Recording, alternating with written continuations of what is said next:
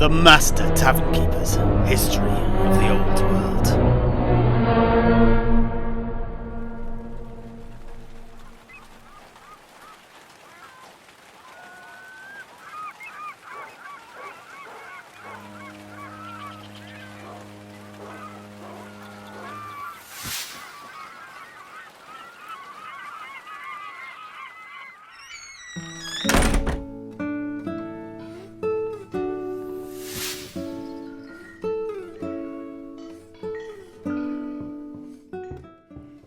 Now, neophytes, we have finally reached the point in Drogo nor Grimling's retelling of the rescue of his twin brother from the blue-face orcs, where he had gotten the means to find his brother, the compass of finding, but had not yet gotten the means to actually go and save him.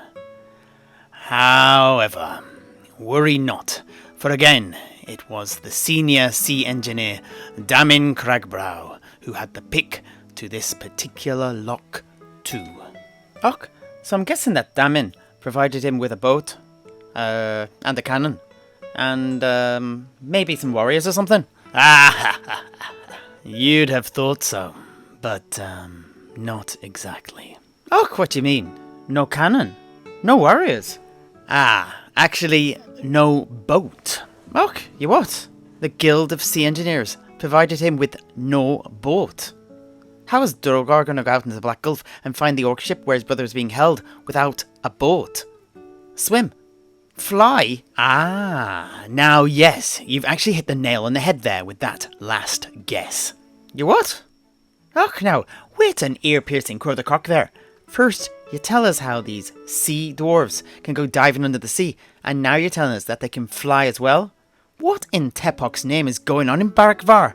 And what's the cheapest and easiest way to get there from Tobaro here? I think I need to get myself some of this innovative dwarf paraphernalia. Truly, it is a place of wonders, but Oh, yeah, Master Tavern Keeper. Let us not waste time with idle banter. Please, tell all. How was it that Drogor flew?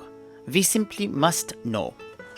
Sorry. Well, it is actually fairly well-established technology as it happens. Have either of you heard of dwarf war balloons, perchance? Oh, no, I'm afraid I have not. Oh, yeah, no, neither have I. And what about the neophytes? As apprentices of the engineering guild here in Tobaro, surely you must have come across... Senior apprentice, yes, Senior Apprentice Steiner. You're raising your hand. Well, as it happens, our own guildmaster, Alric Rinkeldras, did mention them in passing once. It was during his lecture on War and Progress, if I recall correctly. I believe he said that, at the time of the War of Vengeance, the dwarves had made and used large balloons for observing the elves, as well as using them to send messages to each other. He then went on to add that, later, an engineer over in Karak Kadrin had attached some propellers and some sort of experimental engine to one of these balloons to create a flying machine, capable of carrying the dwarves and their weapons up into the skies above. Yes, indeed, Senior Apprentice. That is all quite correct. It was actually back in the 8th century that the innovation occurred, following the invention of the steam engine by the engineer Dargo Grindelson in Karaz Akarak. But please note everyone that it was in Karak Kadrin that the weaponization of the war balloon took place. This will be worth noting, as these will also feature in Strolvar's tale once we return to that. But that's all I'll say about that right now. Anyway, back in Barakvar, it was his very own war balloon that Damin Cragbrow revealed to Drogo. The top of the highest spire of the Guildhall of the Sea Engineers of Barakvar in the year 1476 of the Imperial calendar.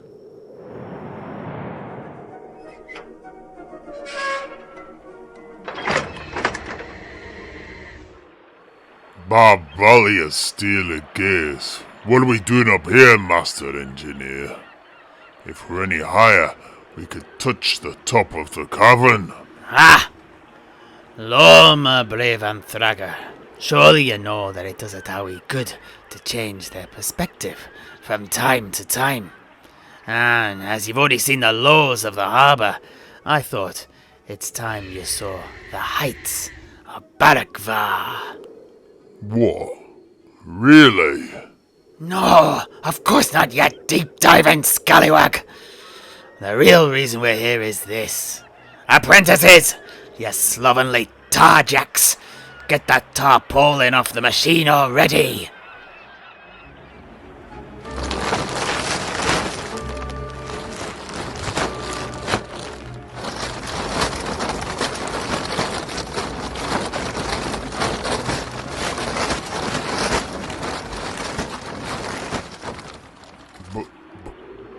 By all that glitters, what is that, Master Engineer? Avast ye well.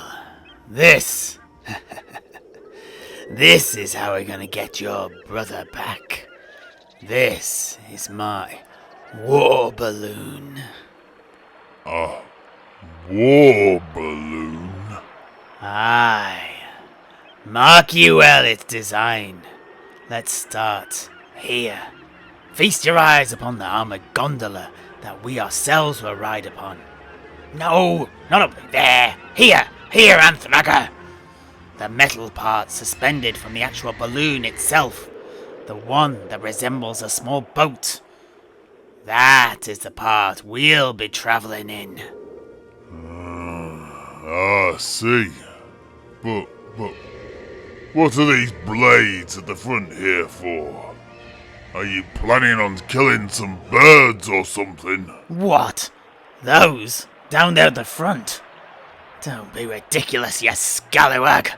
Those are a pair of steam-driven propellers. They're what's gonna drive us forwards. They're powered by the engine at the rear. Oh, aye. Do you mean that thing pumping out smudgy black smoke from that there dirty pipe? Aye. It's called an exhaust funnel. And I've recently redesigned its gearing systems to link this engine and the propellers to increase their efficiency. This thing cuts through the sky like a razor bill. Lo, we can even move against the wind, albeit slowly. All that said, she's not just fast, she's deadly too. You cannot have missed the 3 large rotary guns at the fore. These are also of my own design, as is their ammunition. I've made the front part of each bullet, the penetrator, out of high-density heavy metal. They hit hard enough to go straight through the hull of a boat from port to starboard and make a mess of any Urks that get in the way. The 3 guns are mounted on tripods, screwed to the decking of the gondola itself.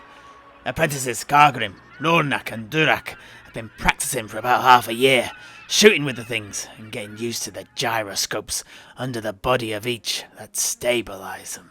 Hey? Shiver me timbers, Anthraga! What's that look on your face? It means that the guns are accurate and that these 3 good apprentices are fine shots. These are not the only teeth on this beast. Do you see those thick brass doors on the gondola's belly? Inside of them are racks of guild-crafted bombs. These too are designed to penetrate the thick hulls of Urk boats. They're tear-shaped, with fins at the tail end like the fletching on a crossbow bolt.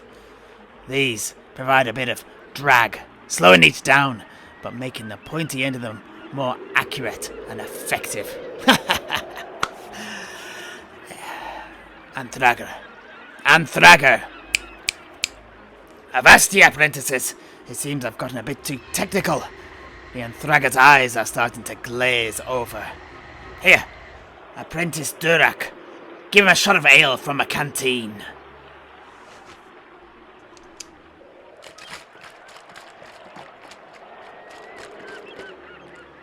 Here you go, Master Ironbreaker.